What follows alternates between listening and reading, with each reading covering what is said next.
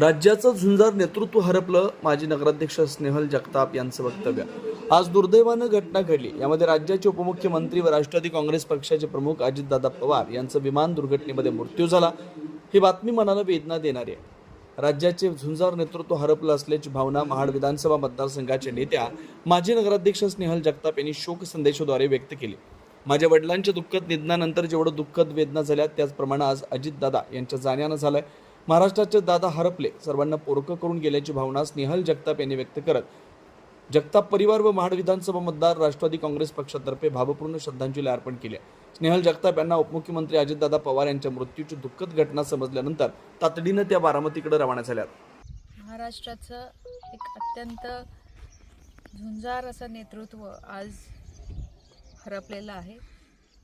अत्यंत दुर्दैवी घटना आज महाराष्ट्राच्या इतिहासामध्ये घडलेली आहे। माझ्या वडिलांच्या निधनाचं दुःख जितकं होतं तितक्याच मोठ्या वेदना आणि दुःख आज मला पुन्हा एकदा या ठिकाणी झालेलं आहे। आज खऱ्या अर्थानं महाराष्ट्राचे दादा आज आपल्यातनं हरपलेले आहेत। सगळ्यांनाच पोरकं करून आज दादा आपल्यातनं निघून गेलेले आहेत। ही भावना ही अत्यंत वेदनादायी आहे।